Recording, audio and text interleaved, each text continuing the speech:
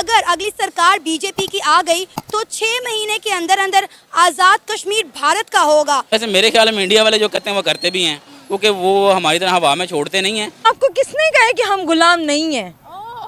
हम गुलाम हैं। ये पाकिस्तान जो आहिस्ता आहिस्ता दुनिया में ये भिखारी के नाम से कैसे मशहूर हो गया? दुख सिर्फ इस बात का होता है कि अब फ्रीडम ऑफ स्पीच नहीं है, मैं सोशल मीडिया अपनी मर्जी से यूज़ नहीं कर सकता। बोलते हुए डर रहा हूँ कि क्या ये आज़ादी है? हिंदू यहाँ से चले गए, उन्होंने नेशनलिटी दे दी पाकिस्तान की इमेज खराब करने के लिए। इसी एटम बम की वजह से दुनिया हमारा मजाक उड़ाती है। नहीं, दुनिया मजाक भी उड़ाती है, लेकिन इंडिया को दे दे वो दिवाली पे चला ले, फिर हमसे तो बेहतर यही है ना कि इंडिया चला ले दिवाली पे। हम दोस्तों अगला 6 महीने में पीओके होगा भारत का हिस्सा। आपने मोदी जी के कई स्पीच में सुना होगा, अभी हाल ही में योगी आदित्यनाथ ने भी कहा। और अब तो पाकिस्तान को पाक अधिकृत कश्मीर को बचाना मुश्किल हो रहा है। मोदी जी को तीसरी बार प्रधानमंत्री बनने दीजिए, 6 महीने के अंदर आप देखेंगे कि पाक अधिकृत कश्मीर भी भारत का हिस्सा हुआ। जैसा कि दोस्तों हम लोग जानते हैं कि आजकल पीओके के हालात बहुत ही खराब है। महंगाई के वजह से लोग प्रोटेस्ट कर रहे हैं और इस प्रोटेस्ट को रोकने के लिए पाकिस्तान आर्मी को इस्तेमाल कर रहा है। यहाँ तक कि वहाँ के लोगों पे गोलियां भी बरसाया, कई जाने भी गई। आज बहुत सारा ऐसा पोल है जो पाकिस्तान के अवाम के द्वारा आप सुनने वाले हैं। तो नमस्कार, आदाब, राम राम, सत श्री अकाल दोस्तों, मैं आपका दोस्त मिस्टर डीपी। चलिए चलते हैं वीडियो की तरफ। कहा जा रहा है कि अगली सरकार भी इंडिया के प्राइम मिनिस्टर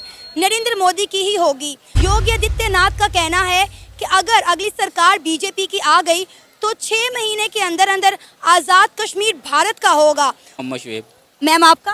किंजा कंवल। आपको पता है उत्तर प्रदेश के जो सीएम हैं योगी आदित्यनाथ, उन्होंने एक बहुत बड़ा बयान दिया है आज़ाद कश्मीर को लेकर। उन्होंने कहा है कि अगले 6 महीने में कश्मीर जो है वो भारत का होगा। आज़ाद कश्मीर के लिए उन्होंने ये बात की है। क्या कहना चाहेंगे उनके इस बयान पर? अच्छा, वैसे मैं एक बात कहूँ, वैसे सुकून में आ जाएंगे वो क्योंकि जो पाकिस्तान के हालात है ना, हाँ, तो मेरे ख्याल में अगर उनके पास चला भी जाए तो वो बड़े सुकून में आ जाएंगे। आज़ाद कश्मीर के लोग सुकून में आ जाएंगे इंडिया के साथ जाके? आपको नहीं लगता?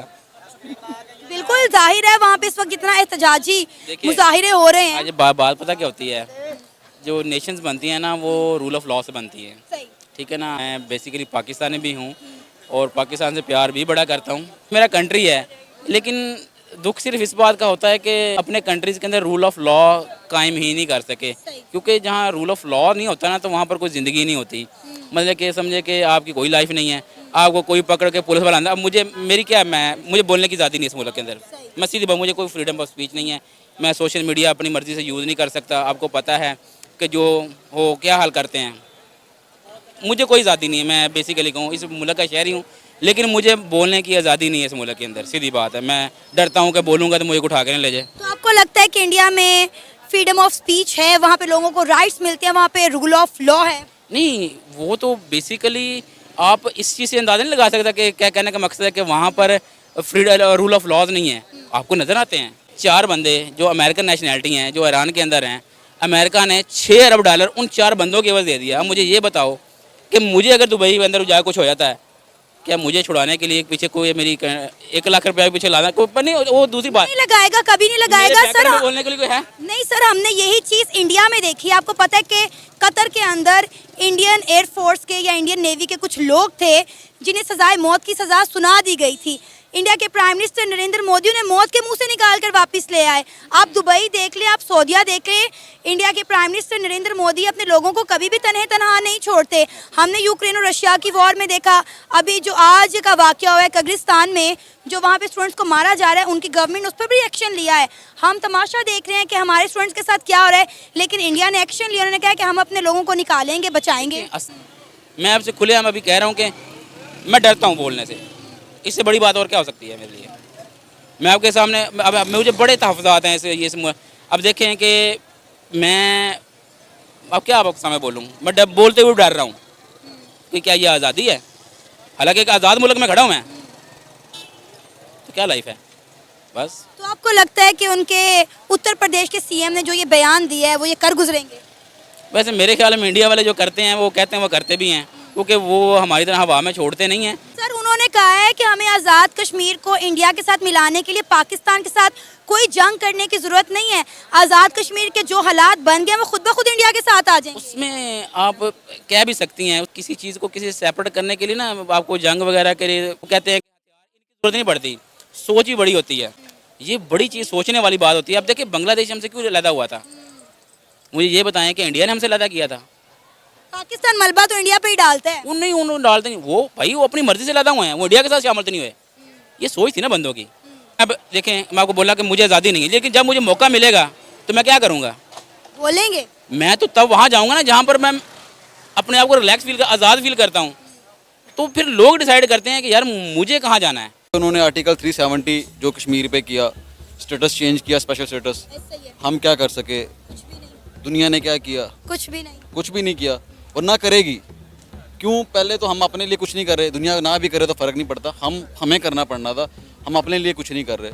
तो कश्मीर के लिए अगर उन्होंने चेंज कर भी दिया, उस पर जो भी किया अटैक करके जैसे भी उन्होंने कर लिया, तो वो हम फिर भी सिर्फ यही करेंगे, रोज़ टीवी पे आएगा कि आज ये हुए, एक दिन गुजर गया, ये 2 दिन गुजर गए, डेट शीट के अलावा हम पाकिस्तानी कुछ नहीं करेंगे। मेरे पास है क्या और आप ये बताएं, कलमे के अलावा हमारे पास क्या है?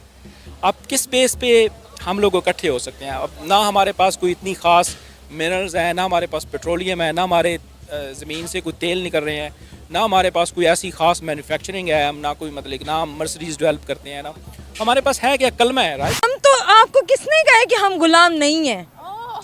हम गुलाम हैं। हाँ जी, हमारा मुल्क जो है, हम लोग गुलाम हैं। तो आप कह सकती हैं, आप यहाँ पे कहें देखें बाहर के सारे बैंकिंग जो होती है हमारी ऑनलाइन बैंकिंग, उसका सारा सेटअप जो है ना वो भारत में है। और हम जब फ़ोन करते हैं ऑनलाइन बैंकिंग में, कोई भी ऑनलाइन हमें कोई प्रॉब्लम होती है, एक्टिवेशन करनी है या अपने कार्ड के बारे में इंफॉर्मेशन लेती है, तो हमारी सीधी जो कॉल है वो भारत जाती है। पाकिस्तान की तरक्की के चांसेस, वो दूर लाइट नज़र आ रही है आपको?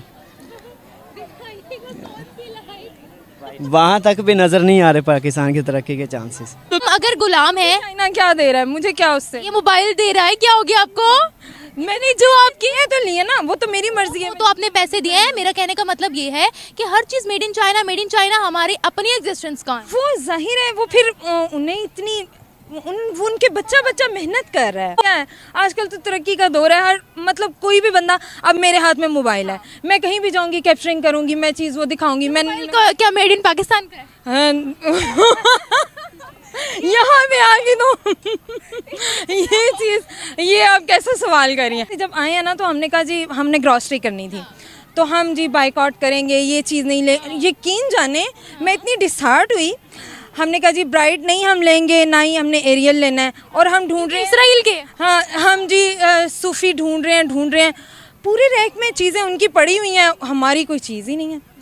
तो क्या तरक्की क्या करनी है? अब हम क्या बाइकआउट करें? ये पाकिस्तान जो है एक जमहूरी मुल्क, एक आज़ाद मुल्क, आहिस्ता आहिस्ता दुनिया में ये भिखारी के नाम से कैसे मशहूर हो गया? देखें, वो जैसे हमारे जो प्राइम मिनिस्टर हैं अभी जो करंट हैं, ठीक है, तो उन्होंने कोटेशन की थी कि करंट प्राइम मिनिस्टर है भी करंट ही है अभी उसके अंदर करंट है पूरा। तो वो कहते हैं बेगर्स कांट बी चूजर्स। तो बात अगर वैसे देखा जाए तो उसने हकीकत बयान की है, तो इसमें कोई मतलब कोई गलत बात नहीं है कि हम भिखारी हैं। भिखारी कभी भी अपना इंतखाब जो है ना नहीं कर सकते। एटम बम की वजह से दुनिया हमारा मजाक उड़ाती है। नहीं, दुनिया मजाक भी उड़ाती है, लेकिन हमने बड़ी मुश्किल से एटम बम हासिल किया है। उस वजह से हमारे हासिल नहीं किया, बनाया उसके पुर्जे हासिल किए ना, फिर ही बना जाके वो।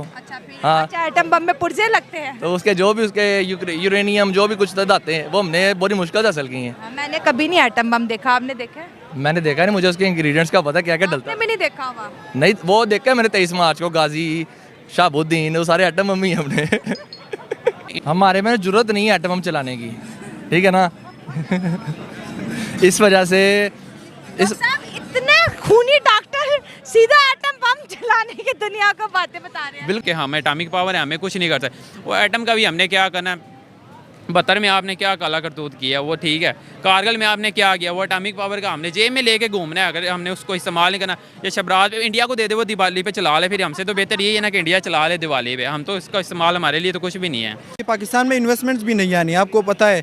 हाँ, माइनॉरिटीज जाएंगे तो इन्वेस्टमेंट नहीं आएगी। इन्वेस्टमेंट भी नहीं आएगी ना, लोग कहेंगे कि यहाँ पे इंतहा पसंद ज़्यादा रहते हैं। अगर इंतहा पसंद रहते हैं तो बार बार छोटी छोटी बातों पे दंगा फसाद हो जाता है। जिस तरह यहाँ पे KPK में एक जगह पे वो मंदिर भी जलाया हुआ था, तो इसी वजह से फिर इन्वेस्टमेंट भी नहीं आएंगे और हम इसी तरह पीछे रहेंगे। हिंदू यहाँ से चले गए, उन्होंने नेशनलिटी दे दी, पाकिस्तान की इमेज ख़राब करने के लिए वो ग्लोबली इनका इमेज ख़राब करने के लिए कि पाकिस्तान में इस तरह है, उनको हकूक़ नहीं मिल रहे, वो रहने के लायक नहीं है, हिंदू माइनॉरिटीज़ के लिए सेफ़ नहीं है, और इस वजह से उन्होंने नेशनलिटी दे दी ताकि ये बात हाईलाइट हो जाए और ग्लोबली पाकिस्तान इस चीज़ को फेस करे कि भाई आप जो है ना अच्छा होम कंट्री नहीं है एक माइनॉरिटीज़ के लिए। अगर आपके वालिद मोहतरम हिंदू है और वो मंदिर गए और वो आ नहीं सकते तो आप उसको कंधे पे बिठा के घर ला सकते हैं, लेकिन घर से कंधे पे बिठा के आप उसको मंदिर नहीं ले जा सकते।